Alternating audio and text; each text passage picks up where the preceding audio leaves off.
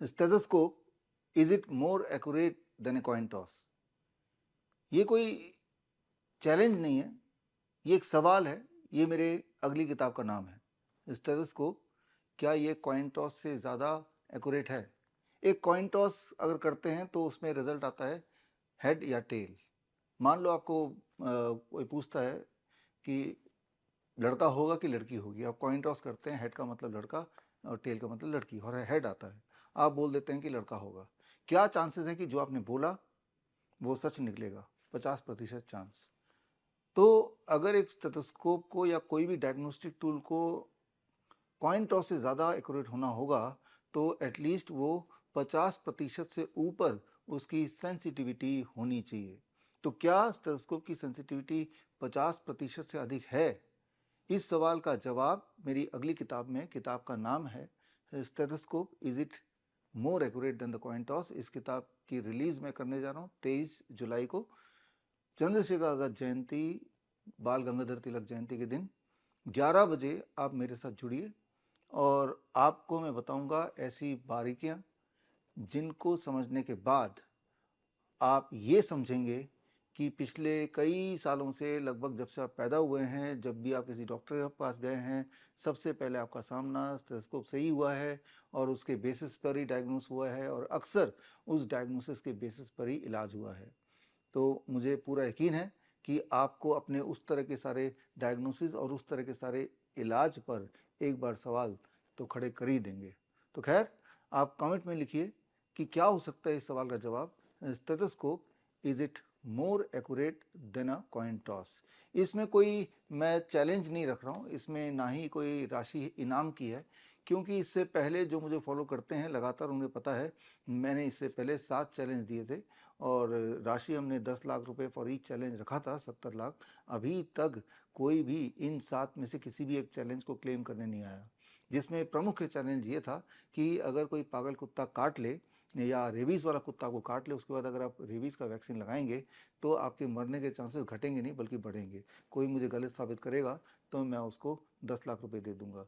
तो इस तरह के मेरे 7 चैलेंजेस थे, यानी कि अभी जो एक प्रेवलेंट एक जो सोच है मेडिकल इंडस्ट्री या मेडिकल साइंस के बारे में, उसमें जैसा एक चैलेंज मेरा ये भी था या है कि कोई भी दुनिया की ऐसी एक एलोपैथिक दवाई बताइए जिससे कोई भी एक बीमारी 1% अगर ठीक हो जाए, ऐसा अगर आप साबित कर दें तो मैं आपको 10 लाख रुपए दे दूंगा। ये सारे मेरे चैलेंज आपको शॉकिंग लगेंगे, लेकिन सबसे ज़्यादा शॉकिंग बात है कि अभी तक इस चैलेंज को कोई चैलेंज करने आया नहीं, कोई दावेदारी के लिए आया नहीं। तो खैर, मैं जानता हूं कि जो मैंने वो 7 चैलेंज रखे हैं पुख्ता सबूत के साथ रखे हैं, और सबूत पर मैंने किताब भी अभी रिलीज़ की थी पिछले महीने, मेडिकल सुपरस्टिशन किताब का नाम, जिसमें 7 चैलेंज और उन चैलेंजेस को डिफेंड करने के लिए उनसे संबंधित एविडेंस भी मैंने उस किताब में डाले, जो ऑनलाइन अवेलेबल है, अमेजन में है, फ्लिपकार्ट में, मीशो में, मेरी वेबसाइट में आप खरीद सकते हैं और आप देख सकते हैं कि अभी जो मेडिकल इंडस्ट्री चल रही है, अभी तो क्या, जब से आप पैदा हुए हैं, अगर आप एलोपैथी के हॉस्पिटल में पैदा हुए हैं, जो भी कुछ आपके साथ हुआ या होता आ रहा है, जैसे एक बच्चा जब पैदा होता है, पैदा होते ही उसकी वैक्सीनेशन शुरू हो जाती है। तो एक चैलेंज मेरा ये भी था या है आज भी कि किसी भी तरह के वैक्सीन से इंसानियत को किसी भी प्रकार का कोई फ़ायदा हो, ऐसा अगर कोई साबित कर दे तो मैं 10 लाख रुपए दे दूंगा। बहुत ही स्ट्रेट फॉरवर्ड चैलेंज है, ऐसा कोई एविडेंस दिखा दे, और अभी तक कोई भी दावेदार आया नहीं और मुझे पता है कि आएगा नहीं, क्योंकि आएगा तब जब कोई इस चैलेंज को साबित करने के लिए, गलत साबित करने के लिए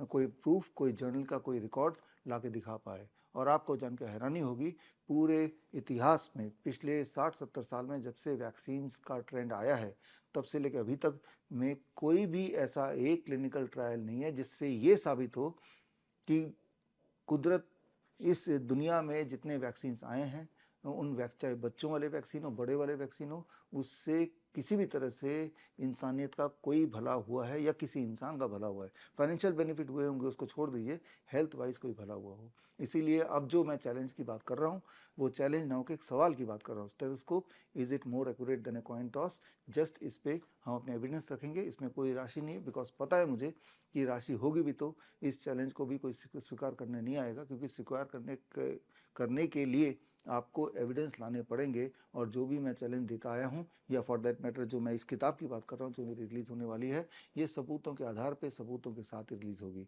लेकिन आप ज़रूर आइए 11 बजे 23 जुलाई मेरे साथ जुड़िए लाइव। मैं आपको लाइव मिलूँगा www.coronakal.tv, और खेल खेल में आपको कुछ ऐसी बातें पता चलेंगी जो आपके जीवन में काम आएंगी। All the best, thank you, जय हिंद। बड़ी से बड़ी बीमारी का आसान से आसान इलाज घर बैठे ही हो सकता है। अधिक जानकारी के लिए कांटेक्ट करें nearest doctor BRC clinic @home।